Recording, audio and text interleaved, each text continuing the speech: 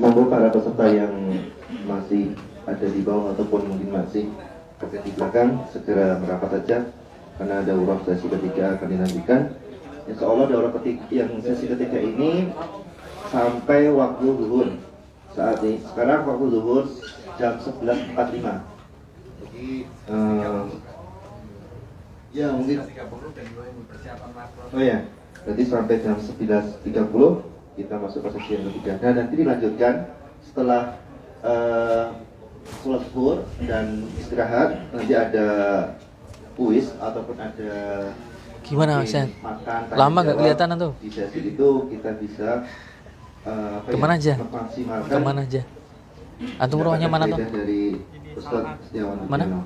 Salaan. Monggo Ustaz di Suma nggak ada. Gini.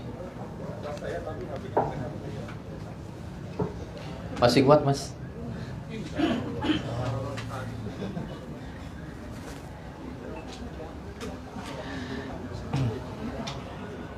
Taib.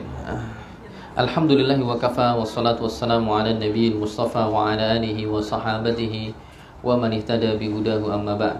Allahumma 'allimna ma yanfa'una wanfa'na bima 'allamtana wa zidna 'ilman ya rabbal alamin. Yathbutu dukhulu Ramadan bi ahadi amrayn. Permasalahan ke-6 fi thubuti syahr Ramadan, terkait dengan penetapan bulan Ramadan. Terkait dengan penetapan bulan Ramadan. Masuknya bulan Ramadan itu ditetapkan dengan salah satu dari dua cara. Awwaluhuma kamalus syahri sabiq. Yang pertama adalah sempurnanya bulan sebelumnya. Sempurna maksudnya dimaksimalkan jadi 30 hari. Wa huwa Sya'ban, yaitu bulan Sya'ban. Fa idza tamma li Sya'ban 30 yauma. Kalau bulan Sya'ban full 30 hari, fa yaumul wahid wa 30, maka hari ke-31-nya ya. Bulan Sya'ban 30 hari, maka hari ke-31-nya alias esok harinya itu adalah hari pertama Ramadan. Alias sudah 1 Ramadan. Ini penentuan yang pertama. Penentuan yang kedua adalah dengan ru'yatu hilal, dengan memantau hilal bulan sabit. Fa idza ru'ya hilal Ramadan lailatas salasin. Jika hilal Ramadan tampak terlihat di malam 30, yaitu tanggal 29 sekarang, nanti sore maghrib kelihatan, berarti besok sudah masuk bulan Ramadan dan wajib untuk berpuasa. Kenapa? Karena Allah berfirman, "Faman syahida minkumus syahra falyasumhu." Barang siapa yang di antara kalian menyaksikan syahr, ya, bulan tersebut, maka dia berpuasa, wajib berpuasa. Juga sabda Nabi SAW, "Idza ra'aitumul hilala fasumu." Jika kalian telah melihat hilal, maka berpuasalah. Wa idza ra'aitumuhu fa'aftiru. Dan jika kalian melihat hilal yang setelahnya, itu hilal bulan Syawal, ya, fa'aftiru, maka berbukalah, yaitu beridul fitrilah. Fa in huwa ma'alaikum, jika terhalangi atas kalian, entah dengan mendung dan semisalnya, fa'akbilul iddata salasin, maka sempurnakanlah jumlah bilangan harinya Sya'ban menjadi 30 hari, ya.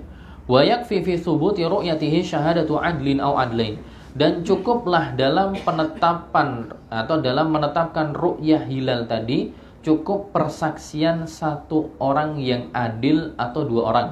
Jadi satu orang itu sudah cukup dalam melihat hilal. Jadi misalnya ketika pas memantau hilal tadi, yang lain semua tidak melihat, tapi satu orang terpercaya dia mengatakan saya melihat, maka itu sudah menjadi hal yang cukup untuk menetapkan bahwa besok sudah Ramadan.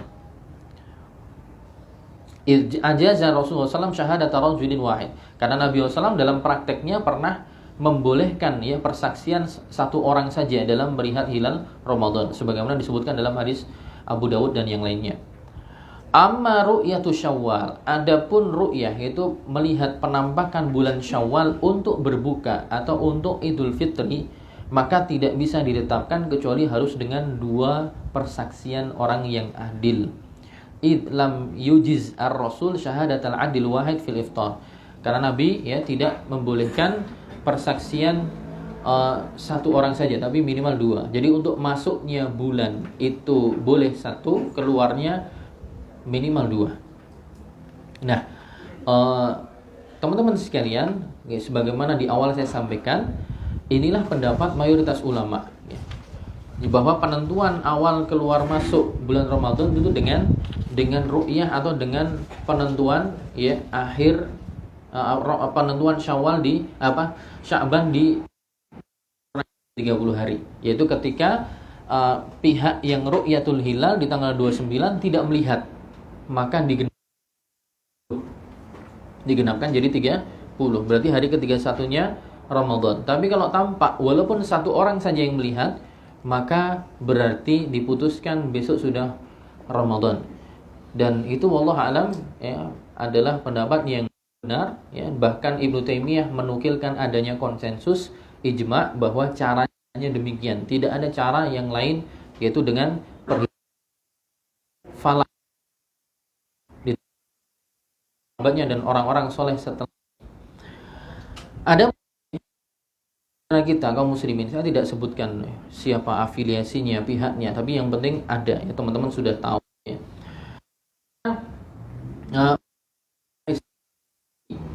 Dan memang mereka juga punya argumen yang digunakan untuk landasan kenapa mereka menempuh hal itu. Di antaranya pertama, mereka berdalil di antaranya salah satunya dengan surat Al-Isra, satu ayat di surah Al-Isra. Allah mengatakan wa ja'alna al-laila wan-nahara ayatain. Wa ja'alna al-laila wan-nahara ayatain, dan telah kami jadikan malam dan siang dua tanda-tanda kebesaran Allah. Famahawna ayatal laili wa ja'alna ayatan nahari mubsirah. Maka kami hapuskan, ya, malam hari dan kami jadikan siang hari terang benderang. Litabtaghu fadlan mir rabbikum. Siang hari terang benderang untuk mencari karunia Allah Subhanahu wa taala. Orang-orang cari rezeki di siang hari. Litabtaghu fadlan mir rabbikum wa lita'lamu adadas sinina wal hisab. Dan dengan pergolakan siang malam tadi agar kalian bisa mengetahui jumlah tahun dan hisab dan juga perhitungan. Jadi pergolakan siang dan malam tadi itu bisa menjadi patokan untuk penentuan tahun dan juga itu pergantian bulan. Ini salah satu argumen mereka. Argumen lain, ya, mereka berdalil dengan ayat ini tadi juga, Al-Baqarah, faman syahida minkum asy-syahra falyasumhu.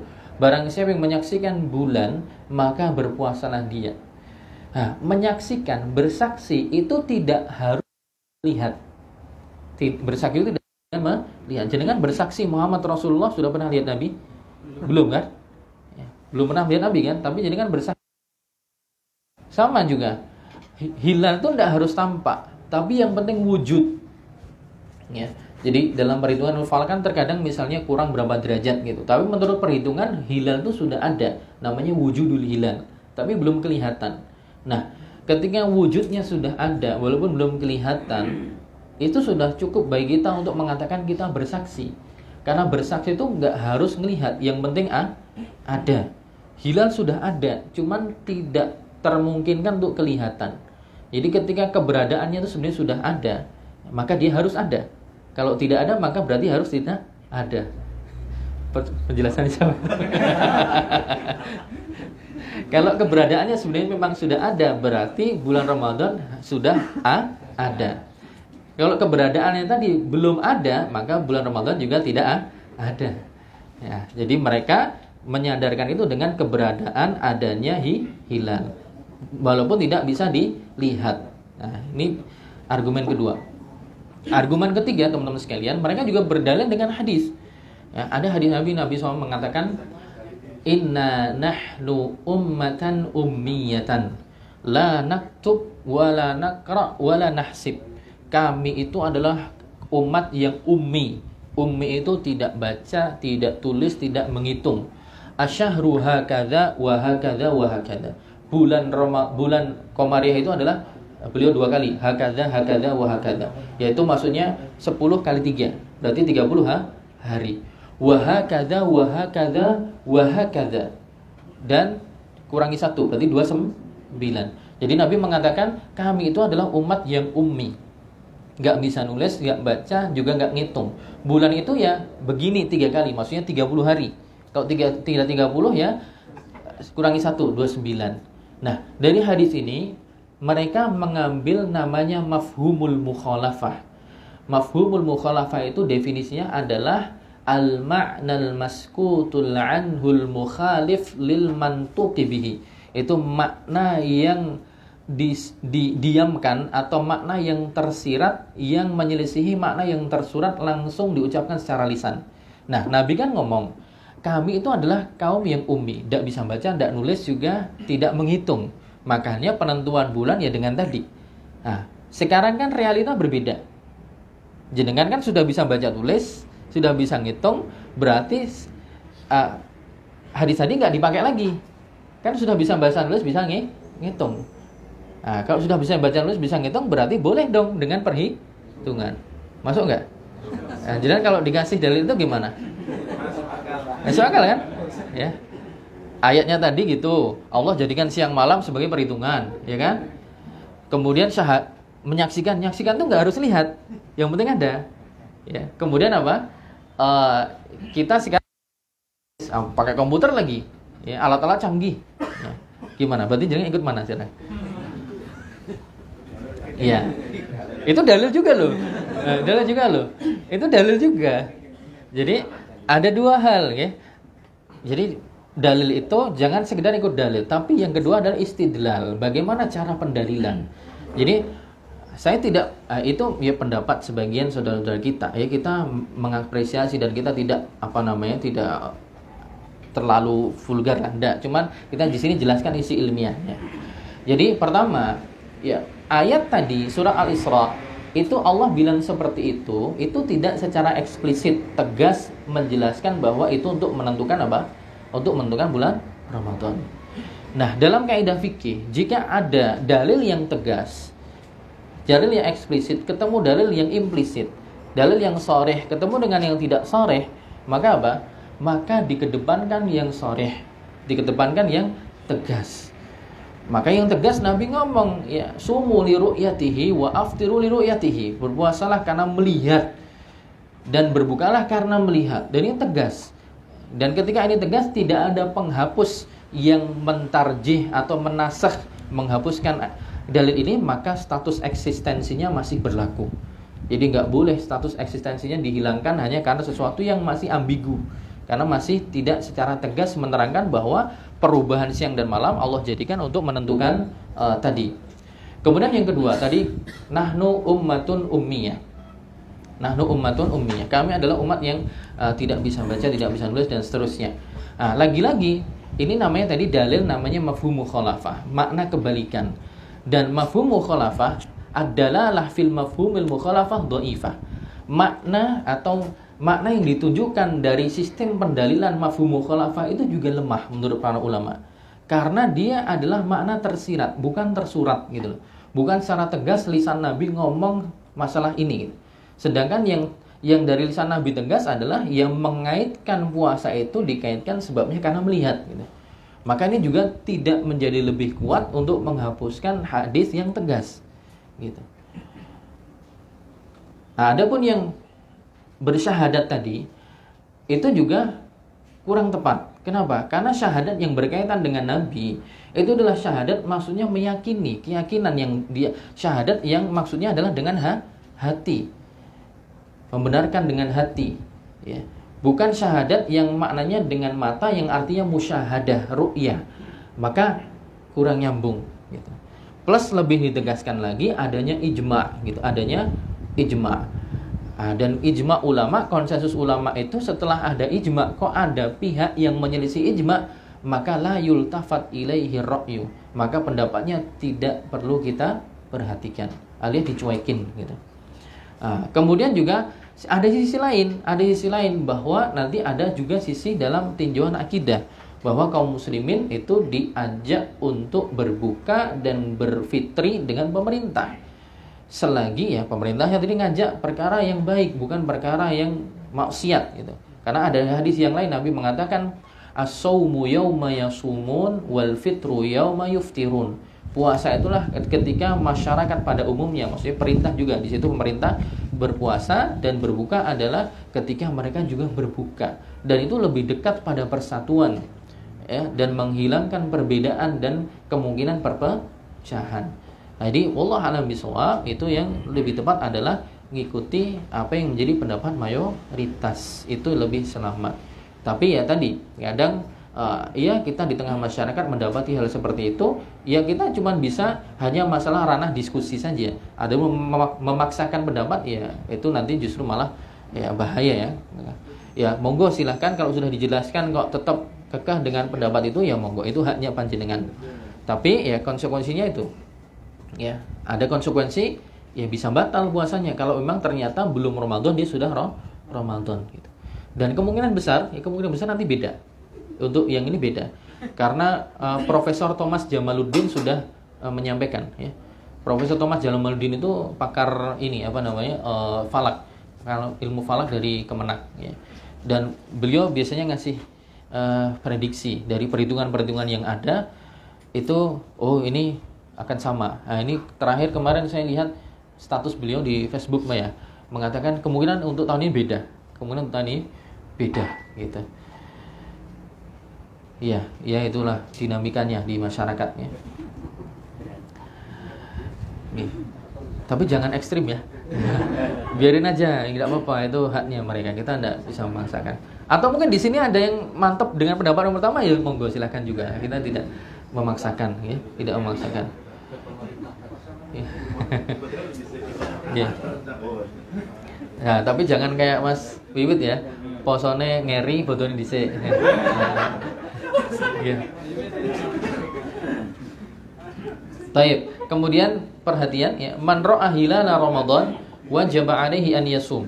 Barang siapa yang melihat hilal Ramadan ya, maka wajib bagi dia untuk berpuasa. Wa in lam tuqbal syahadatuhu, walaupun persaksiannya tidak diterima. Nah, ini gimana kasusnya? Kasusnya adalah mungkin orang ini bukan utusan pemerintah. Kan pemerintah nanti melalui Kementerian Agamanya kan ngutus orang-orang tertentu, tim-tim khusus untuk memantau. Barangkali timnya nggak lihat. Ada orang yang mungkin observasi sendiri dia. Wah, aku tak nyoba delok gitu. Ketok ternyata. Kemudian dia ngomong sama pemerintah, "Pak, aku delok loh," misalnya. "Oh, kowe iki sapa? Ora kanggo," gitu misalnya. Kamu bukan bagian dari tim resmi dari. Tapi yang bersangkutan yakin bahwa dia udah melihat. Nah, kalau seperti itu, maka wajib bagi dia puasa sendiri. Jadi yang lain tuh belum puasa, dia puasa sendiri. Hilal Ramadan wajib alaihi an yasum wa illam tuqbal syahadatu. Jadi dia wajib untuk puasa sendiri karena dia sudah jelas bagi dia bahwa dia melihat ya. Dan kaidahnya adalah sesuatu yang yakin tidak bisa dihilangkan dengan yang ragu-ragu. Dia yakin bahwa dia melihat, maka bagi dia wajib untuk puasa. Wa man ra'a hilalal fitri wa lam tuqbal syahadatuhu la yuftir. Tapi ini tidak berlaku untuk yang Idul Fitri ya. Untuk Idul Fitri enggak berlaku. Barang siapa melihat hilal Idul Fitri dan tidak diterima persaksiannya, maka dia tidak berbuka. Kalau tadi dia melihat sendiri, maka dia wajib puasa. Tapi kalau dia melihat hilal Syawal, ya jangan kemudian dia aku wis delok ngomong Ramadan misalnya. Aku wis delok wingi hilal misalnya. Enggak, kalau ini enggak. Tadi masalah juga dipersyaratkan ketika hilal fitr itu minimal 2 orang.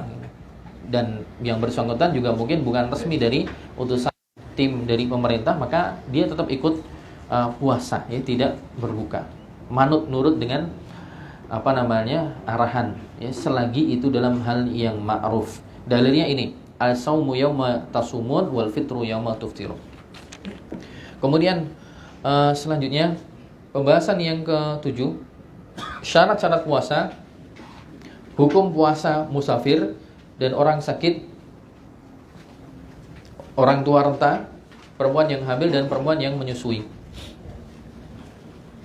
Syarat puasa ya. Syarat itu apa bedanya syarat dengan rukun? Apa bedanya syarat dengan rukun? Salat itu ada syaratnya, ada rukunnya.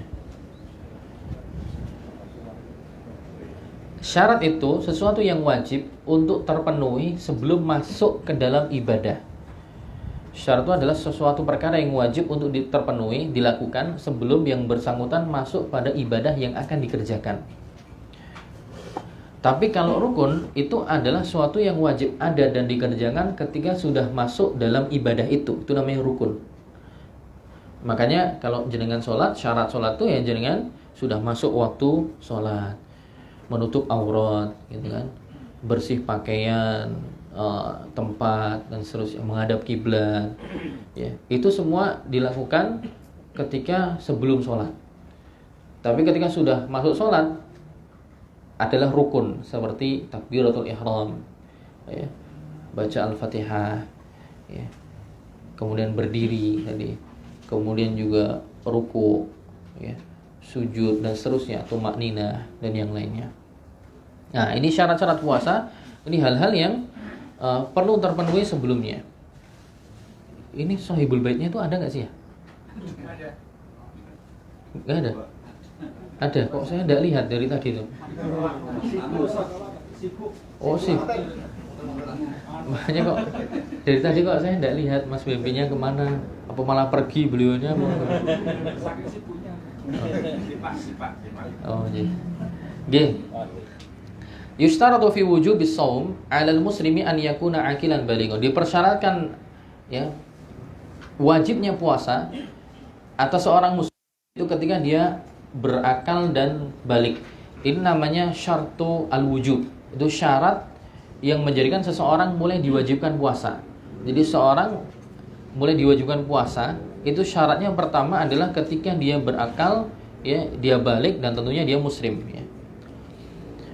Karena yang tidak berakal dan tidak balik, ya, tidak wajib baginya puasa. Nabi mengatakan rufi'al qalamu an salat.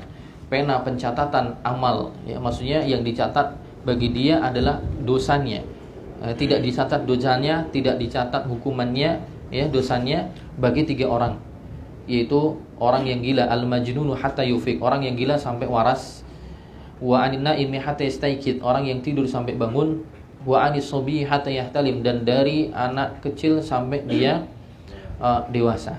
Tapi yang dicatat di sini adalah terkait dengan al-ahkamut taklifiyah, berkaitan dengan hukum-hukum pembebanan yang statusnya hukum pembebanan itu yang wajib, sunnah, makruh, haram, mubah.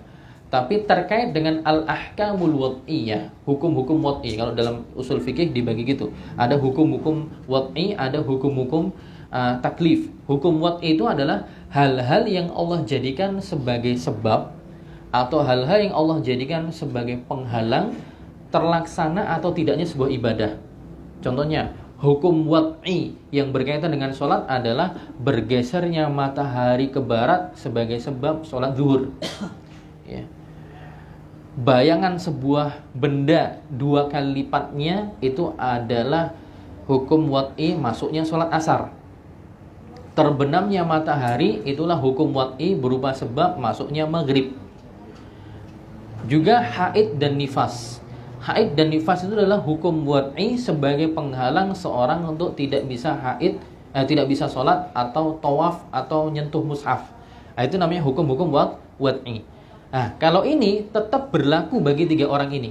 Bagi orang gila, bagi orang tidur, bagi anak kecil yang belum balik. Dalam hal apa? Dalam hal doman, dalam hal penanggungan kerusakan. Misalnya gimana? Misalnya ada sebuah keluarga, salah satunya kentir misalnya. Kemudian tiba-tiba pagi-pagi jiku iboto ngelempari rumahnya Mas Wempi, pecah kabeh. Dari sisi hukum taklifi dia nggak dosa orang orang gilanya ini. Tapi dari sisi hukum wad'i, yaitu kewajiban untuk menanggung kerugian atas kerusakan, wajib teman-teman. Nggak bisa, saya ngelempari wong kentir kok mosok njaluk ganti rugi. Nggak bisa, tetap wajib untuk ganti. Nah, dalam ranah mahkamah syariah, maka keluarga yang terzolimi boleh mengundang qadhi atau hakim untuk nangkep, ya, keluarga itu. Karena orang gila itu kan ditanggung keluarganya, maka keluarganya nanti yang diundang ke mahkamah. Atau sama, ya, misalnya ada orang tidur kemudian ngelindur karo mlaku-mlaku kemudian mecahi piringnya orang misalnya. Sama, sisi dosanya dia nggak dosa, tapi sisi nanti harus menanggung ganti rugi atas pecahnya piring tadi ketika dia sudah sadar bangun wajib. Ini terkait dengan hukum wad'inya. Tetap dia menjadi sebab dia nanti punya kewajiban untuk mengganti kerusakan. Masalah doman ya, masalah doman. Wa in kanat muslimatan yashtaritu laha fi sihhati shaumiha. Adapun jika syarat yang lain yang berlaku bagi muslimah jika puasanya ingin sah maka hendak dalam kondisi suci ya, tidak dalam kondisi haid ataupun nifas ya. Sebagaimana hadis Nabi, alaisat idza hadat lam tusalli wa lam tasum. Bukankah perempuan ketika haid tidak sholat dan tidak puasa? Ya, dikiaskan dengan haid adalah nifas, ketika nifas. Adapun ketika istihadhah wajib puasa. Ya, ada status, ada kejadian atau hal yang kadang menimpa perempuan yaitu istihadhah. Kalau istihadhah itu keluarnya darah dari kemaluan perempuan di luar kebiasaan haidnya atau di luar dari sebab melahirkan. Jadi di luar, dia bukan karena sebab melahirkan, juga bukan di waktu-waktu terbiasa haid, tapi keluar darahnya. Maka namanya istihadhah. Ini tidak menghalangi kewajiban bagi perempuan tersebut untuk puasa, sholat ya. Itu nanti di pembahasan khusus. Kemudian bab yang selanjutnya pembahasan selanjutnya terkaitan dengan musafir, orang yang safar. Idza safaral muslimu masafata qasrin. Jika seseorang melakukan safar dengan jarak qasar, wa hiya thamaniyatun wa arba'una milan, yaitu sekitar 48 mil. Salah, 48 ya. 48. Thamaniyatun wa arba'un. Itu 48.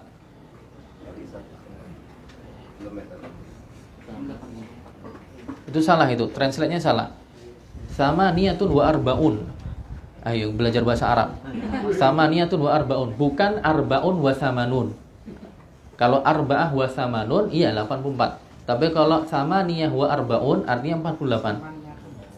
Ya, benar ya? Tiang mergi. Ya. Benar kan ya? Thamaniyah wa arba'un berarti 48. Berarti itu salah translate-nya. Ya. Ini kita selesaikan dulu. Jika seorang muslim melakukan safar dengan jarak yang boleh untuk dikosor, yaitu sekitar 48 mil, rakhasalahu syari' fil fitri. Pemberi syariat yaitu Allah Subhanahu wa taala memberikan rukhsah untuk dia berbuka ala an yaqdiya ma aftara fihi inda huduri, yaitu dengan nanti dia mengqadanya dari puasa yang dia pernah berbuka ketika dia hadir, yaitu ketika dia mukim. 48 mil itu berapa? 1 mil itu berapa kilo? 1,61. Nggih, dihitung jadi berapa? 77,28. Iya, sekitar segitu nggih. Ulama mengkisarkan antara 70 sampai 80. Kalau dalam beberapa mazhab fikih dalam Hambali atau Syafi'i mereka mengatakan arba'ah burud, itu 4 burd. 4 burd itu adalah sittata asyara farsakh, 16 farsakh. 16 farsakh itu kalau dikonversi sekitar 83 km. Itu seperti perjalanan seorang dari Mekah ke Taif atau dari Mekah ke Usfan. Ibnu Abbas radhiyallahu anhuma mengatakan la taqsurus shalah illa an tusafir baina Makkah ila Taif atau baina Makkah ila Usfan. Janganlah kalian mengqasar salat kecuali kalian melakukan perjalanan dari Mekah ke Taif atau Mekah ke Usfan. Usfan itu nama daerah di dekat Mekah. Adapun Taif sampai sekarang masih Taif namanya. Okay. Tempat yang dataran tinggi, sejuk ya kayak Bogor gitu. Itu ya jaraknya sekitar 70 atau 80 kilo. Dan ini pendapat jumhur ya. Dan kita tidak pungkiri ya, sekali lagi bagi teman-teman yang mungkin sebelumnya pernah ngaji dengan ustadz yang lain, oh saya tidak mengambil pendapat itu, saya ngambil pendapatnya Ibnu Taimiyah dan Ibnu Qayyim, boleh, monggo. Ibnu Taimiyah dan Ibnu Qayyim mereka berpendapat bahwa jarak minimal qasar itu dikembalikan kepada urf. Itu dikembalikan kepada kebiasaan masing-masing suatu daerah. Kapan di daerah tersebut perjalanan seperti itu dikatakan safar, yaitu safar yang jauh ya. Gunung Kidul ke sini safar enggak? Secara urf. Safar. Safar. Urfnya gimana? Kidulnya mana jenengan? Wonosari. Safar enggak itu?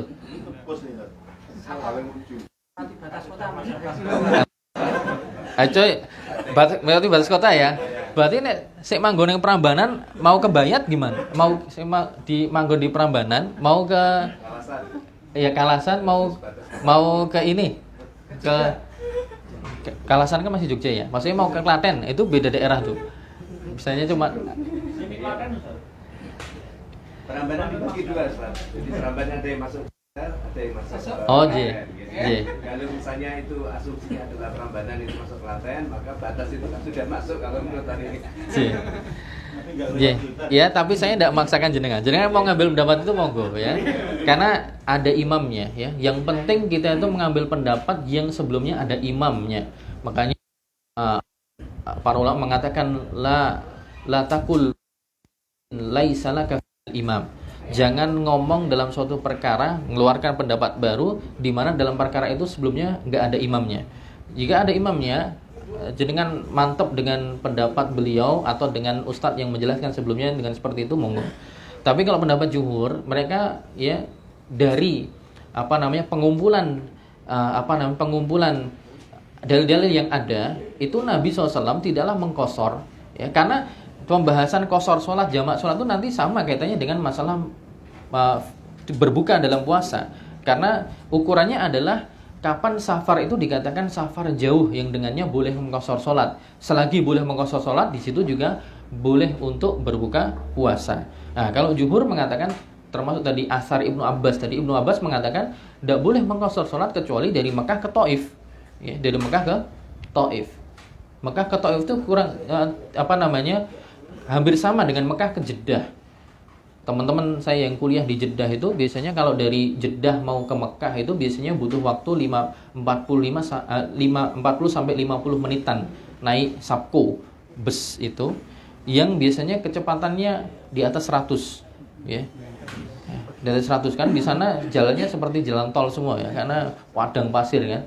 Ya, ibaratnya itu aja. Taruhlah misalnya 100 km per jam, taruhlah misalnya 100 km per jam ditempuh dalam waktu 50 menit. Berarti sekitar berapa? Ya segitu kan, 78 kilometeran ya, sekitar segitu. Ya, sekitar segitu. Nah, itu pendapat ya yang diambil oleh Syekh Abu Bakar Jabir Al-Jazairi dan juga mayoritas yang lain. Nah, tapi monggo ya, Mas tiang mergi mau ngambil yang lain boleh ya. Enggak apa-apa. Ini fikih itu sifatnya longgar ya, fleksibel. Yang penting masih khilafnya muktabar. Ibnu Taimiyah dan Ibnu Qayyim kenapa mereka mengembalikan kepada urf? Kenapa? Karena dalam dalil memang tidak ada penegasan. Nabi tidak memberikan penegasan jarak sekian baru boleh qasar. Tapi ulama mengumpulkan ya, Nabi kalau jarak sekian baru qasar gitu. Makanya kemudian berkesimpulan tadi. Oke, kembali. Jadi yang penting kalau dia berbuka maka dia menggantinya di hari yang lain. Karena Allah mengatakan faman kana minkum maridun aw 'ala safarin fa'iddah min ayyamin ukhra. Barang siapa yang diantarkan sakit atau tengah safar ya, fa'aftar, kemudian dia berbuka ya, fa'iddah, maka dia mengganti di hari-hari yang lain. Tsumma huwa in kana shaum fi safar la yashqu 'alaihi fa shawma lakana ahsan. Kemudian beliau menjelaskan kondisi orang yang berpuasa di tengah safar ketika tidak berat ya. Tidak berat bagi dia mampu ketika safar untuk berpuasa, maka puasa baginya lebih baik. Wa in kana yashqu 'alaihi aftara kana ahsan. Kalau pas safar dia tetap jarak puasa, misalnya tetap puasa tapi berat bagi dia, nanti akan mudarat, maka berbuka bagi dia itu lebih baik. Landasan dalilnya adalah dari Abu Sa'id Al-Khudri radhiyallahu taala anhu. Beliau bercerita dalam hadis riwayat Muslim, kunna naghzu ma'a Rasulillah. Kami dahulu pernah berperang bersama Nabi SAW di bulan Ramadan. Faminna shaim. Sebagian dari kami ada yang berpuasa, wa minnal muftir. Sebagian dari kami ada yang berbuka. Fala yajidu shaimu 'alal muftir. Jadi yang berpuasa tidak mencela yang berbuka, walal muftir 'ala shaim. Yang berbuka juga tidak mencela yang berpuasa. Summa yarawna anna man wajada quwwatan fasama. Kemudian ya mereka berpendapat bahwa barang siapa yang mendapati dalam dirinya ada kekuatan untuk berpuasa, fa inna dzalika hasan, maka yang demikian lebih baik kalau dia memang merasa kuat. Wa yarawna anna man wajada du'fan fa aftar fa inna dzalika hasan. Barang siapa yang menganggap ya berpikir di pertimbangan bahwa dirinya ketika berpuasa justru malah semakin lemah, maka dia berbuka, itu yang baik bagi dia. Intinya fleksibel, dikembalikan kepada kondisi masing-masing, kuat atau tidak. Kemudian yang jim yang ketiga, orang yang sakit. Idza maridul muslim, jika seorang muslim sakit di bulan Ramadan, nazar, maka dia melihat kondisi dia bagaimana. Fa in kana yaqdiru 'ala shaum bila masyaqqah syadidah shoma. Kalau dia bisa berpuasa dengan tanpa kesukaran yang sangat, tanpa terlalu berat, maka dia berpuasa. Wa in lam yaqdir aftar. Namun jika dilihat dirinya tidak mampu, dia boleh berbuka. Thumma in kana yarjul bur'a min maradihi fa innahu yantaziru hatta al-bur'a thumma yaqdi ma aftara fi. Kemudian jika diharapkan bahwa penyakitnya akan sembuh, maka dia menunggu dia menunggu sampai sembuh. Jadi pas masih sakit boleh tidak berpuasa, kemudian nanti ketika dia sembuh, dia mengqadha apa yang telah dia bukakan, atau maksudnya yang dia tidak berpuasa sebelumnya. Wa in kana la yurja bur'uhu. Namun jika penyakitnya tidak memungkinkan untuk sembuh, atau persentase kesembuhan sangat kecil, atau dia sakit parah yang memang bisa dikatakan mustahil sembuh, aftara wa tasaddaqa an kulli yaumin yuftiruhu bimuddin minat ta'am. Maka dia tidak berpuasa dan dia menggantinya dengan memberi makan, alias ini yang dinamakan fidyah. Sehari yang dia tinggalkan 1 mud makanan. Ini orang yang penyakitnya tidak mungkin sembuh. Misalnya orang yang udah sakit gagal ginjal plus gagal jantung, gagal semua Pak. Komplikasi makanan macam-macam. Mau dicangkok, itu di Amerika kemarin ada yang cangkok babi tapi meninggal akhirnya. Cuman berjalan berapa sebulan atau 2 bulan mungkin. Akhirnya kemudian meninggal.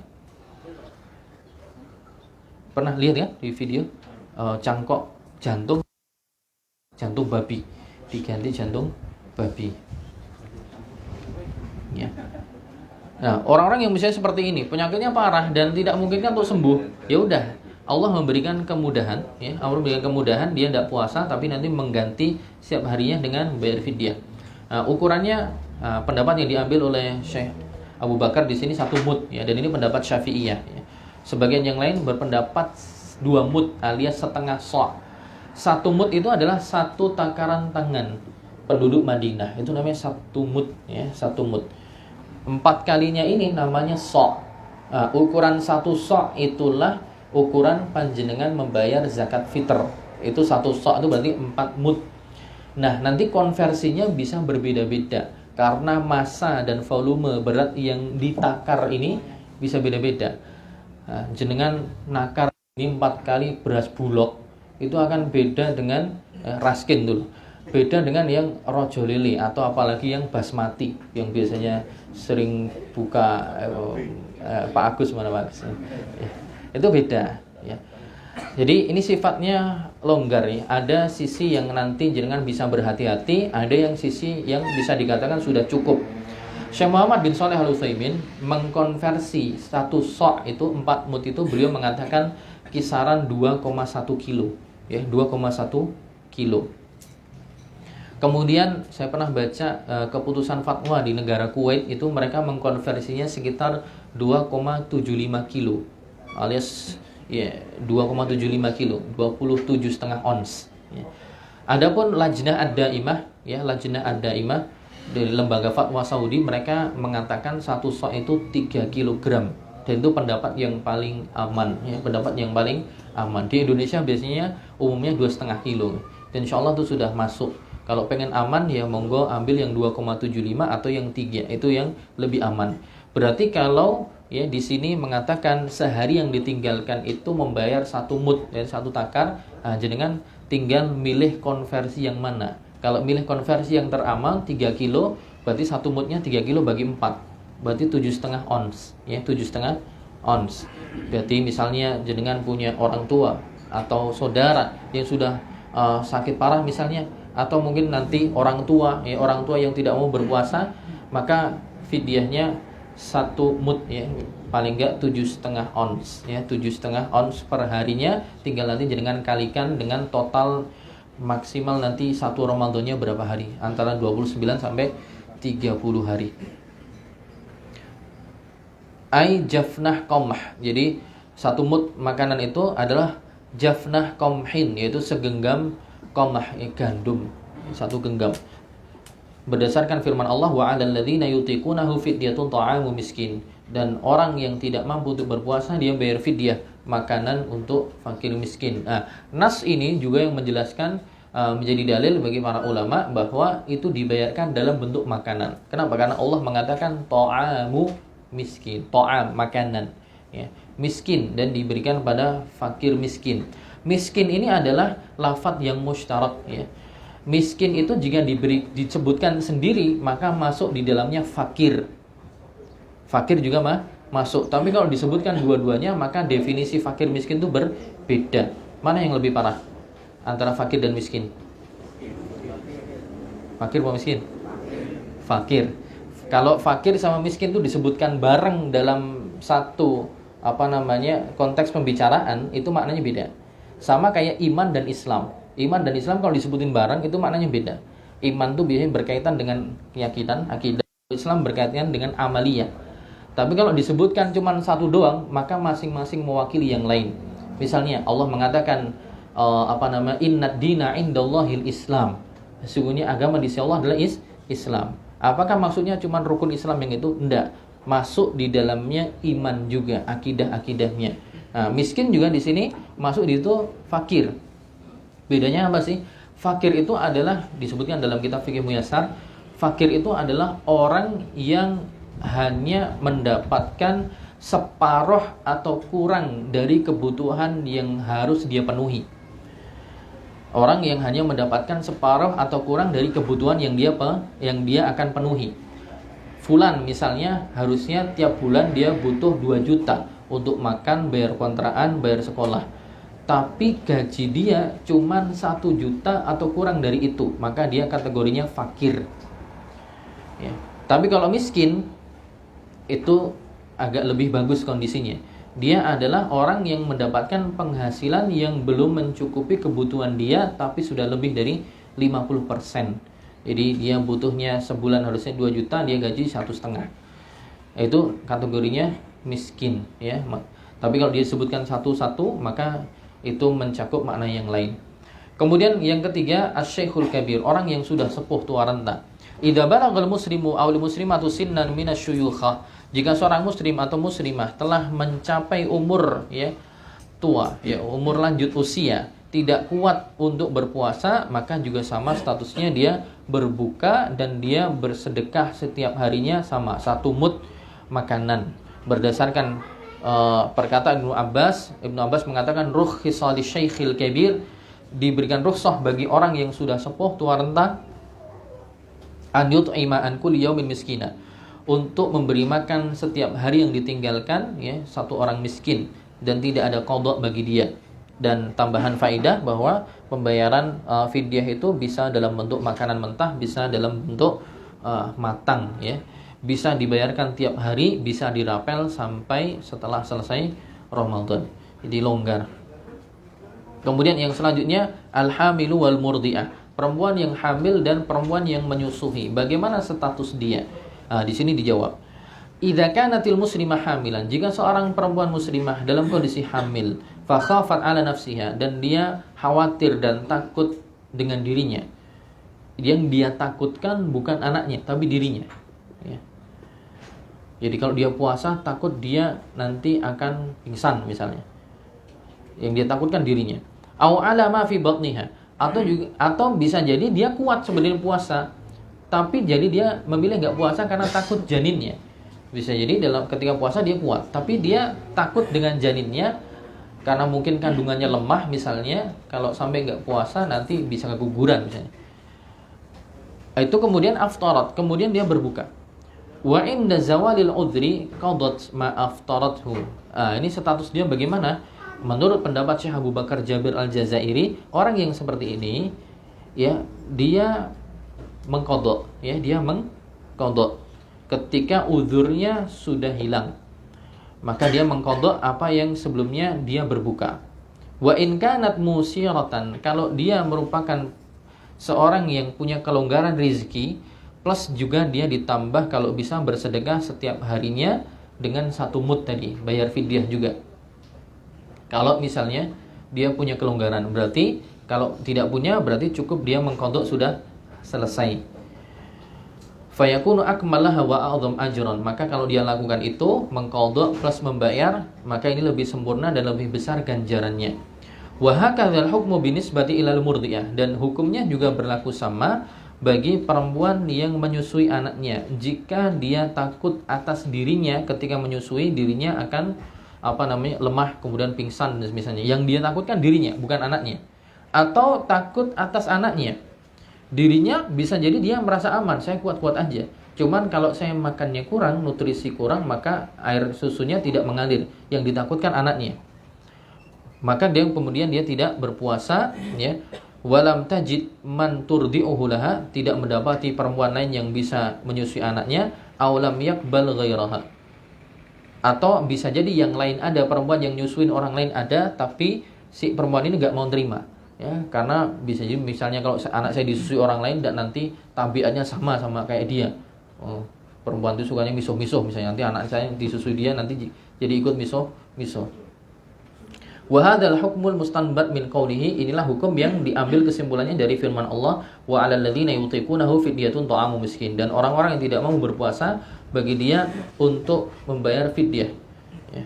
Fa inna ma'na yutiqunahu, makna tidak yutikunahu maknanya adalah ya mampu tapi dengan masyaqqah, dengan kesukaran yang sangat berat.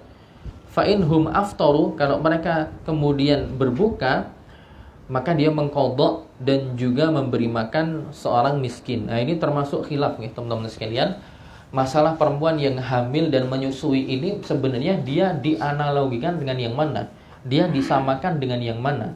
Apakah dia disamakan dengan orang tua dan juga orang yang sakit tidak mungkin sembuh, ataukah dia disamakan dengan orang yang sakit yang mungkin sembuh?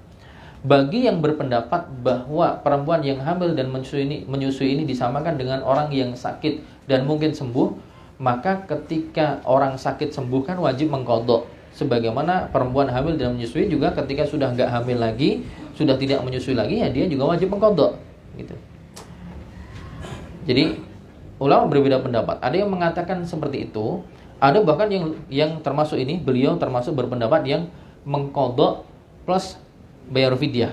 Walaupun yang bayar fidyahnya beliau tidak terlalu menegaskan, alias mengqadha saja bisa sah. Kalau bisa bayar fidyah maka lebih banyak pahalanya. Antara yang berpendapat bahwa perempuan hamil dan menyusui itu cukup untuk membayar fidyah saja. Nah, ada khilaf di situ. Dalam kitab Fiqhul Wajiz, ya, Al-Wajiz fi Fiqh Sunnah wal Kitabil Aziz, Syekh Abdul Azim Badawi, di situ beliau mengutipkan perkataan Ibnu Abbas. Ya, perkataan Ibnu Abbas kalau tidak keliru diambil dari yang dibawakan oleh dalam tafsir Tobari, bahwa Ibnu Abbas dan juga kalau nggak salah Ibnu Umar itu memberikan perkataan pendapat bahwa perempuan yang hamil dan menyusui itu cukup bagi dia untuk bayar fidyah. Cukup bagi dia untuk bayar fidyah saja. Ya, dalam pendapat itu perempuan hamil dan menyusui cukup bayar fidyah saja.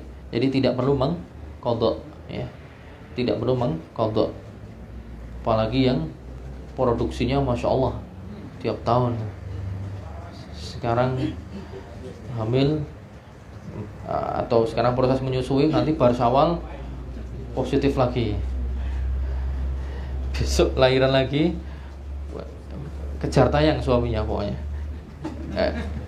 Itu kalau disuruh untuk mengqadha 5 tahun dia nggak puasa, berarti 5 tahun 5 bulan ya.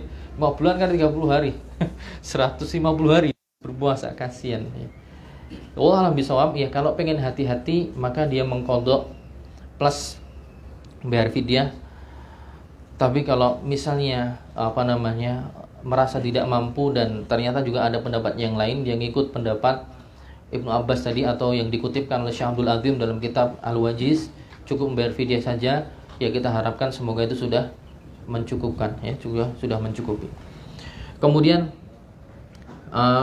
perhatian, tanbihan, 2 poin yang perlu diperhatikan. Man farrata fi qada'i Ramadan, barang siapa yang lalai dalam mengqadha Ramadan tanpa udzur sampai masuk Ramadan yang setelahnya, maka bagi dia wajib untuk memberi makan setiap hari yang ditinggalkan satu orang miskin. Ya. Jadi fulan misalnya dia punya utang 5 hari karena pas tahun lalu Ramadan misalnya dia punya bisnis ke Jakarta, nggak puasa 5 hari karena musafir. Sampai tahun ini misalnya masih punya utang 5 hari. Kemudian dia tidak terlalu memperhatikan, misalnya cuek aja. Sampai nanti Ramadan masuk. Nah, sampai Ramadan nanti masuk, kemudian sebelumnya belum diqadha. Nah, maka orang ini punya kewajiban 2. Pertama, tetap mengqadha puasa itu, plus nanti ditambah dengan kewajiban untuk memberi makan 5 orang miskin karena dia utangnya tadi 5 hari. Kemudian yang kedua, man mata minal muslimin wa alaihi shiyam qadahu anhu waliyuhu. Barang siapa dari kaum muslimin yang wafat dan dia masih punya hutang Ramadan, maka ya diqadha oleh keluarganya. Ya, keluarganya yang mengqadha, dibolehkan untuk mengqadhanya. Berdasarkan sabda Nabi, man mata wa alaihi siyamun shoma anhu waliyuhu. Barang siapa yang meninggal dan dia masih punya hutang puasa, maka walinya, keluarganya yang mempuasakan. Juga sabda beliau ketika ada orang yang bertanya, inna ummi matat wa alaiha shaumu syahrin afa aqdi. Ibuku telah wafat dan beliau punya hutang puasa sebulan, apakah saya yang mengqadhanya sebagai pengganti ibu saya? Nabi mengatakan, na'am, iya, kamu yang menggantinya. Fadainullahi ahaqqu an yuqda. Utangnya Allah itu lebih berhak untuk ditunaikan. Ya. Maksudnya orang yang punya hutang di sini adalah orang yang punya hutang dan dia mendapati waktu di mana harusnya dia bisa mengqadha tapi dia tidak mengqadha. Tapi kalau orang yang punya hutang dan yang bersangkutan tidak mendapati waktu untuk mengqadha sampai akhirnya wafat, maka tidak ada kewajiban bagi keluarganya. Ya, itu dijelaskan oleh Syekh Muhammad Shalih Al-Munajjid dalam pembahasan 70 permasalahan seputar puasa. Jadi gambarannya gimana? Gini misalnya. Orang yang wajib diqadhakan itu atau yang keluarganya mengqadhakan adalah yang seperti tadi. Misalnya ada fulan gitu kan, fulan tadi ke Jakarta tahun lalu 5 hari. 5 hari dia enggak puasa. 5 hari dia enggak puasa karena bisnis. Kemudian utangnya kan 5 hari. Dari semenjak Ramadan tahun lalu sampai sekarang kan berbulan-bulan. Dan dia dalam kondisi sehat. Sebenarnya dia punya kemampuan untuk mengqadhanya. Tapi dia tunda-tunda sengaja. Ternyata qadarullah tadi pagi mau ke pasar ya, naik motor, hujan deras, kepleset, jungkel di sawah atau jungkel di sawah, kemudian dia jatuh, kepalanya kebentur batu, meninggal. Nah, orang seperti ini yang digantikan, diqadhakan puasanya. Kenapa? Karena dia sebenarnya punya waktu di mana dia bisa menyelesaikan utang, tapi dia tunda-tunda. Beda dengan orang yang dia punya hutang, tapi memang uzurnya berkelanjutan terus sehingga memang tidak ada waktu untuk mengqadha. Orang misalnya Ramadan, kemudian di akhir Ramadan kurang 5 hari stroke. Berarti punya hutang 5 hari. Tapi ternyata stroke-nya makin parah. Habis stroke kemudian dia ditambah komplikasi ini dan itu sampai akhirnya itu berjalan sampai 3 bulan. Dan koma misalnya. Akhirnya setelah itu meninggal. Nah, utang yang 5 hari tadi tidak ada kewajiban bagi keluarganya untuk mengqadha.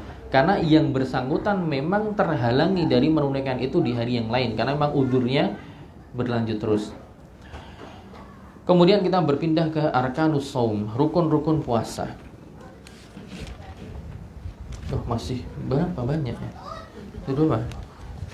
Ini sampai jam berapa nanti, Mas? Sampai habis zuhur apa? Acara untuk? Acara untuk.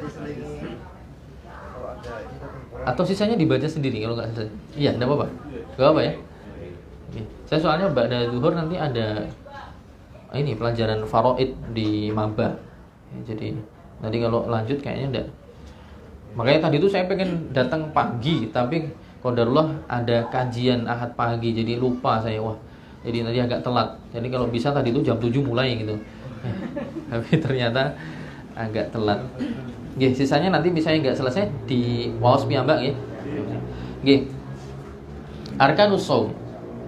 Rukun-rukun puasa. Rukun-rukun puasa di sini rukunnya adalah pertama niat, ya, niat.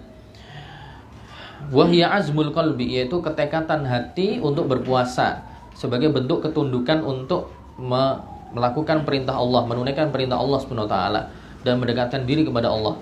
Berdasarkan dalil yang sudah teman-teman hafal semua, innamal a'malu binniyat. Jadi semua amalan yang terkait dengan ibadah itu wajib untuk berniat terlebih dahulu. Dan niatnya cukup di dalam hati, cukup di dalam hati, tidak perlu dilafatkan. Dan ulama nanti berbeda pendapat tentang apakah niatnya itu cukup di awal Ramadan untuk full sebulan ataukah tiap malam diperbaharui. Nah, itu juga menjadi ranah khilaf juga. Seingat saya dalam mazhab Malikiyah mengatakan bahwa niat di awal Ramadan untuk yang bersangkutan mau puasa full sebulan itu sudah mencukupi. Tapi yang lain mengatakan harus diperbaharui tiap hari dan itu lebih selamat dan lebih hati-hati. Kenapa? Karena Nabi mengatakan ini di hadis yang selanjutnya, man lam yubayyitis shiyama minal laili fala shiyama lahu. Barang siapa yang tidak berniat untuk berpuasa semenjak malam hari, maka tidak ada puasa baginya. Maksudnya yang dinafikan di sini adalah nafyus sihhah, penafian keabsahan. Karena penafian itu ada 3, ya. Ada penafian keberadaan, ada penafian keabsahan, ada penafian kesempurnaan, ya. Jadi ketika Nabi menafikan dalam hadis itu tidak semua yang dinafikan itu adalah keberadaan. Contoh yang dinafikan keberadaan adalah la ilaha illallah. La ilaha illallah. Maksudnya dinafikan keberadaan Tuhan sesembahan selain Allah yang berhak untuk disembah. Itu yang dinafikan keberadaannya. Ada yang namanya nafyus sihhah. Yang dinafikan adalah keabsahan, bukan keberadaan. Contohnya hadis Nabi mengatakan la sholata illa bi Fatihatil Kitab. Tidak ada salat kecuali dengan Al-Fatihah. Ya, yang dinafikan bukan keberadaan sholatnya. Sholat bisa saja ada tanpa Al-Fatihah. Tapi yang dinafikan bukan keberadaan sholatnya, tapi keabsahannya. Maksudnya la sholata illa bi Fatihatil Kitab. Tidak ada sholat kecuali dengan Al-Fatihah. Maksudnya tidak ada sholat yang sah kecuali dengan Al-Fatihah. Sebagaimana ini, tidak ada puasa yang sah kecuali sejak malam dia berniat. Ada juga nanti penafian kesempurnaan. Dari sisi keberadaan amalan itu ada, dari sisi keabsahan amalan itu sah, tapi dari sisi kesempurnaan dia nggak sempurna. Contohnya apa? Contohnya orang sholat ketika kebelet pipis atau kebelet buang air besar atau sudah dihadirkan makanan. La sholata bihadratit ta'am wala yudafi'uhul akhbathan. Tidak ada sholat yang sempurna ketika apa? Makanan sudah disediakan atau ketika menahan buang hajat. Sholatnya tetap sah, sholatnya tetap ada, cuman jadi nggak sempurna karena nggak fokus, ya. Taib. Jadi yang diwajibkan untuk ada niat di malam hari ini adalah jika puasanya wajib, ya. Wa in kana naflan sahhat walau ba'da tulil fajar. Tapi jika puasanya adalah puasa sunnah, niatnya misalnya semenjak terbitnya fajar, maka tetap sah.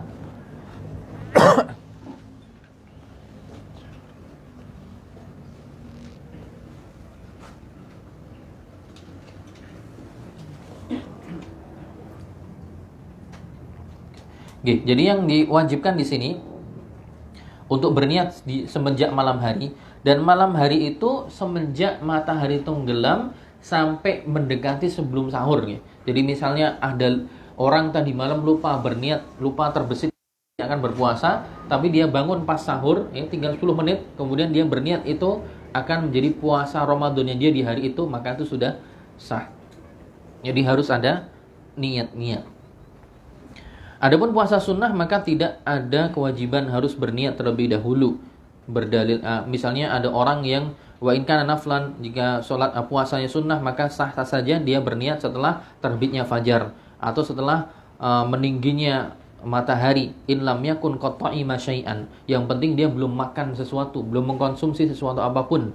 Berdasarkan hadis Aisyah radhiyallahu anha, dakhala alayya Rasulullah SAW mengunjungi diriku, ya, di rumahku, ya, di suatu hari. Kemudian suamiku yaitu Rasulullah bertanya, hal indakum syai', kamu punya makanan apa? Apakah kamu punya makanan di hari ini bisa dikonsumsi? Aisyah mengatakan, la, kita tidak punya wahai Rasulullah. Qala fa inni shaim.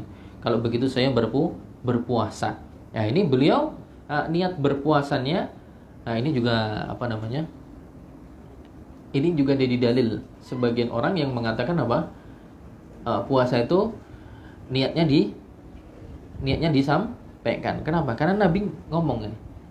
Nabi melafadzkan niat ini. Fa inni shaim. Jadi kalau jenengan mau bertanya, alasannya apa sih mereka kok mengatakan dilafadzkan niatnya? Ini dalilnya, mereka punya dalil. Jadi kalau jenengan mengklaim mereka nggak punya dalil, punya dalil. Ini hadis riwayat Muslim, ya. Fa inni shaim. Tuh, itu nyatanya Nabi mengucapkan niat. Nah, cuman lagi-lagi bisa saja setiap orang punya dalil, tapi cara memahami dalil yang kurang tepat. Ini Nabi SAW ini bukan dalam bab berniat, tapi min babil ikhbar. Beliau hanya mengabarkan. Jadi bab pengkabaran. Beliau mengabarkan, yaudah Aisyah saya puasa aja. Bukan, ya Allah saya puasa hari ini berniat. Bukan itu, tapi ini babul ikhbar. Beliau mengabarkan, yaudah begitu, kalau begitu Aisyah saya puasa. Gitu. Jadi kalau dijadikan sebagai landasan argumen untuk bolehnya mentalafutkan niat berpuasa, kurang tepat. Taib. Kemudian jadi rukun pertama adalah niat, ya. Yang kedua adalah imsak, yaitu menahan diri. Yang menahan diri dari apa saja yang membatalkan puasa, dari makan, dari minum, berhubungan badan dan yang lainnya. Kemudian az-zaman. Rukun yang ketiga adalah az-zaman. Itu maksudnya adalah waktunya, ya memang waktu di mana di situ dia berpuasa. Maksudnya adalah waktunya adalah di siang hari. Min tulu'il fajri, dari terbitnya fajar ke tenggelamnya matahari. Falau shoma mru'un, jika seseorang mengaku dia berpuasa di malam hari, ya, kemudian siang harinya dia berbuka, lamma sahha shaumuhu, maka puasanya tidak sah. Orang siang hari makan, ngopo kowe makan? Ya, di di siang hari bulan Ramadan, aku posone semua bengi. Tadi malam saya sudah puasa. Ya. Sahure maghrib, ya. Bukone pas sahur.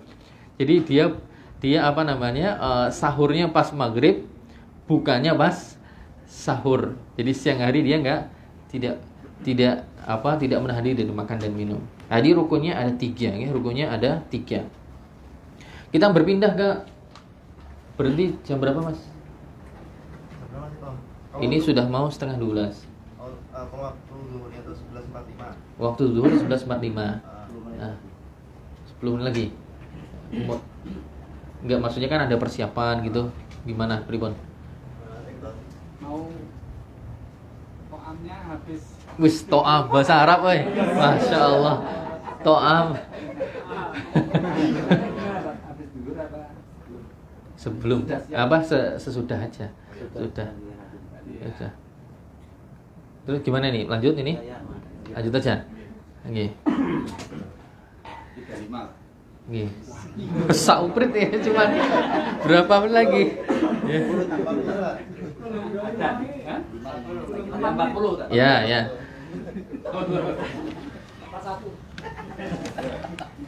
Sunanus shaum, ya, sunnah-sunnah puasa. Sunnah puasa pertama ta'jilul fitri, menyegerakan berbuka. Yaitu huwal iftaru akibat tahaqquqi ghurubisy syam, yaitu berbuka ya setelah benar-benar matahari tenggelam. Sudah dipastikan matahari tenggelam, maka dia menyegerakan. Nabi mengatakan la yazalun nasu bi khairin ma ajjalul fitra.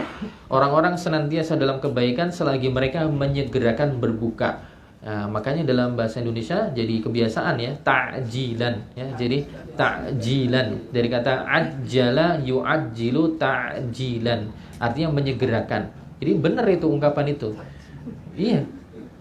Tapi jangan bacanya jangan pakai hamzah ya. Kalau ta'jilan keliru. Karena kalau takjil artinya mengakhirkan justru.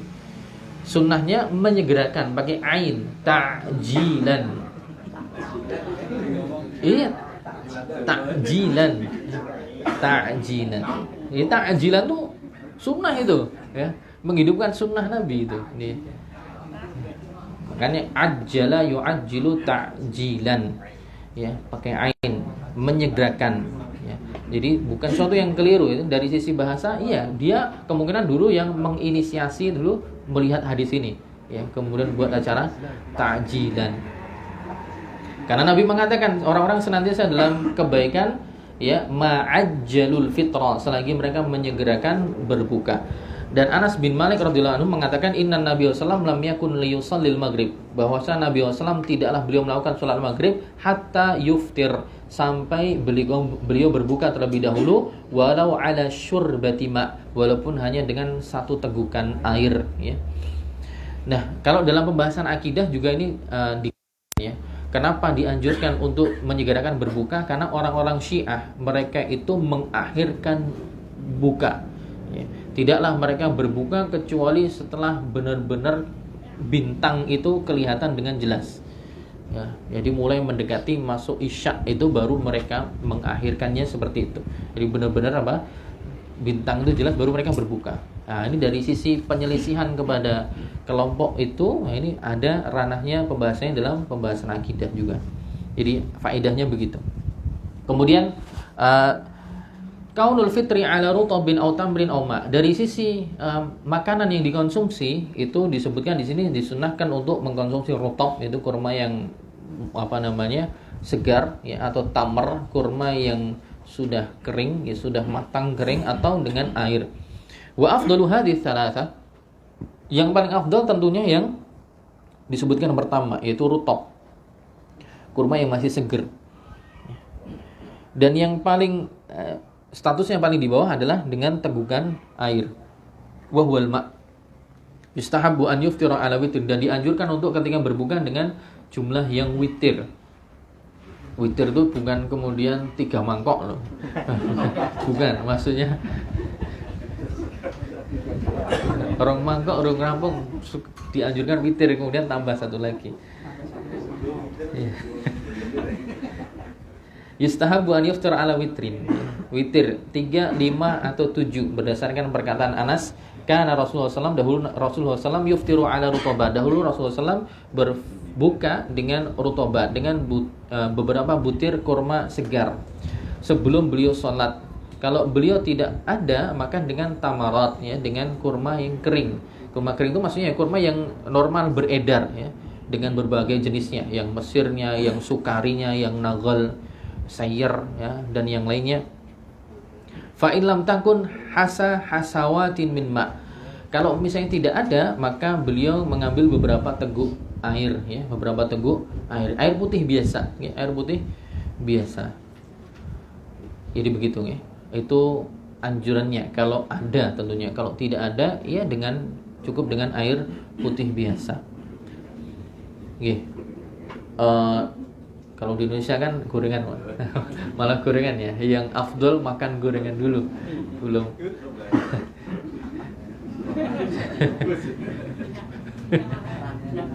Tapi minyak mahal nih, Pak. Digongso, apa dipakai pasir itu apa? Sangrai. Oke, kemudian yang ketiga, sunnah yang ketiga adalah berdoa ketika iftar, ya, berdoa ketika berbuka. Idza kana yaqulu inda fitri. Jadi di antara doa yang dipanjatkan ketika berbuka, nah di sini disebutkan dalam hadis riwayat Abu Dawud, Allahumma laka sumna wa ala rizkika aftarna fataqabbal minna innaka antas samiul alim. Atau dalam riwayat yang lain, Allahumma laka sumtu wa ala rizkika aftartu, ya, wa ala rizkika aftartu. Naam, ya, yang sering berseliweran di yang kita baca dikatakan hadis ini dhaif, ya. Memang hadis ini ada kelemahan. Ini disebutkan di antaranya doa ini disebutkan oleh Al-Imam Nawawi dalam kitab Al-Adhkar, dalam kitab doa-doa beliau. Namun sekali lagi saya kembalikan kepada kaidah yang sebelumnya saya pernah sampaikan, bahwa pendhaifan dan pensahihan hadis itu sifatnya ijtihadiyah. Jadi sebagian ada yang menguatkan, sebagian mengatakan dhaif.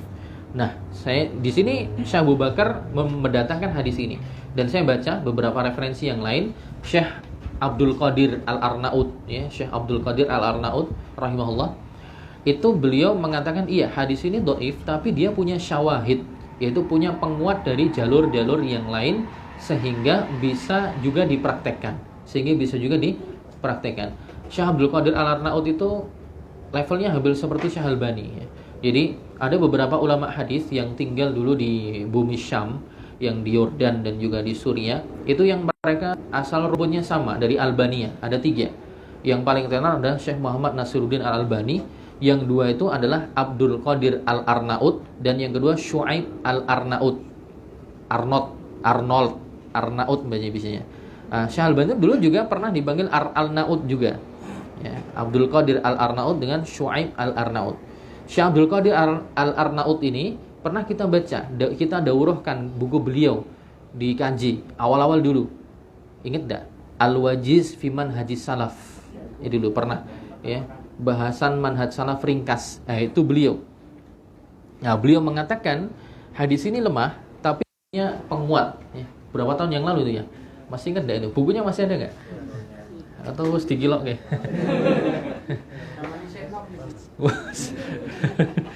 Oke. Nah, ini diantaranya itu ya. Allahumma laka sumna wa ala rizkika aftarna fataqabbal minna innaka antas samiul alim. Oke, kalau jenengan tidak yakin dengan doa ini ya monggo dengan yang yakin saja ya. Doa yang lain biasanya yang tenar ya, dhahabal dhama'u wa batallatil uruqu wa thabatal ajru insyaallah. Hadis riwayat Abu Dawud dan dikutipkan oleh Syekh Muhammad bin Shalih Al-Munajjid dalam fatwa di Islam QA, dan itu dihasankan oleh Syekh Al-Albani yang dhahabal dhama'u. Walaupun itu juga ulama yang lain ada yang melemahkan juga dhahabal dhama'u itu. Ada juga yang melemahkan ya. Dhahabal dhama'u wa batallatil uruqu wa thabatal ajru, itu juga ada sebagian yang melemahkan. Ya. Tapi Syekh Al-Albani memang mengatakan menghasankan hadisnya. Ya, monggo mantap itu ya, diperbolehkan. Atau juga ini wakana Ibnu Umar juga menyebutkan doa yang lain. Allahumma inni as'aluka bi rahmatika allati wasi'at kulla syai'in an taghfira li dhunubi. Allahumma inni as'aluka bi ya Allah, sesungguhnya aku mohon kepadamu dengan rahmatmu allati wasi'at kulla syai', rahmatmu yang ya luasnya meliputi segala hal, an taghfira li dhunubi, untuk engkau ampuni ya bagiku dosa-dosaku. Ini hadisnya riwayat Ibnu Majah dan yang lainnya, dan saya baca di Islam Web di lembaga fatwa di bawah Kementerian Wakaf Qatar, dikatakan di situ sahih juga. Walaupun ya lagi-lagi itu ya ada yang mengatakan dhaif juga, lemah juga. Ketika lemahnya itu tidak terlalu parah dalam kaidah ilmu mustalah hadis, ketika ada hadis yang lemahnya tidak terlalu parah dan dia punya banyak jalur yang lain, itu maka levelnya naik menjadi hasan li ghairihi, menjadi hasan karena sebab pendukung dari hadis yang lain. Tapi itu tentunya bukan ranah saya ya, saya cuma mengutipkan begitu saja sebagaimana penulis di sini menuliskan. Berarti menurut keyakinan penulis ini bisa diamalkan ya. Kalau jenengan mengikuti beliau ya monggo. Kalau tidak ada pegangan yang lain juga boleh. Kemudian sedikit lagi mungkin ya sampai ini selesai ya, sampai 5. Yang keempat as-sahur. As-sahur dianjurkan untuk bermakan sahur. Wa huwal aklu wasyurbu fis sahari, yaitu makan dan minum di waktu sahur, yaitu akhir malam dengan niat berpuasa berdasarkan sabda Nabi SAW, inna fasla ma baina siyamina wa siyami ahlil kitab aklatus sahari. Sesungguhnya yang membedakan antara puasa kita dengan puasanya ahlul kitab adalah mengkonsumsi makan sahur. Ya, hadis riwayat Muslim. Nabi juga mengatakan tasahharu fa inna fis sahuri barakah. Bermakan sahurlah kalian, sesungguhnya dalam sahur itu ada keberkahan. Itu keberkahan makanan itu plus keberkahan waktu jenengan karena sedang berada di sepertiga malam. Nah, itu juga manfaatkan dengan baik. Ketika di sepertiga malam itu waktu barokah ya. Waktu di mana Allah turun ke langit dunia untuk mengabulkan doa-doanya orang yang berdoa, mengampuni dosa-dosanya orang yang meminta ampun ya. Jadi dianjurkan untuk banyak berdoa karena waktu berkah, waktu mustajab dalam berdoa. Kemudian yang kelima, takhirus sahur. Dianjurkan juga untuk mengakhirkan sahur ya, ilal juz'il akhir, ke bagian akhir dari malam ya. Nabi SAW mengatakan la tazalu ummati bi khairin ma ajjalu al-fitra wa akharu as-sahur. Umatku senantiasa dalam kebaikan ketika mereka menyegerakan berbuka dan mengakhirkan sahur. Wa yabtadi'u waktu ya as-sahuri min nisfil lailil akhir wa yantahi qabla al-fajri bidaqa'iq. Jadi dimulai waktu sahur itu dari mulai setengah malam ya, separuh malam, dan berakhir sebelum fajar, beberapa saat sebelum fajar, berdasarkan perkataan Zaid bin Sabit radhiyallahu anhu, bahwa dia mengatakan tasaharna ma'a Rasulillah, kami melakukan makan sahur bersama Nabi SAW, tsumma qama ila shalah, kemudian setelahnya kami bangkit untuk melaksanakan sholat. Kemudian ditanya, qultu kam kana bainal adani was sahuri, berapakah jarak antara sahurnya dengan adzan? Seukuran dengan pembacaan 50 ayat. Jadi yang dianjurkan itu mengakhirkan. Jadi makan sahurnya sahabat ini dengan Nabi SAW, antara mereka makan bersama Nabi dengan waktu sholat subuh adalah sekitar pembacaan 50 ayat. Pembacaan 50 ayat ya, sekitar mungkin 15 sampai 20 menitan ya. Pembacaan 50 ayat yang tidak terlalu panjang juga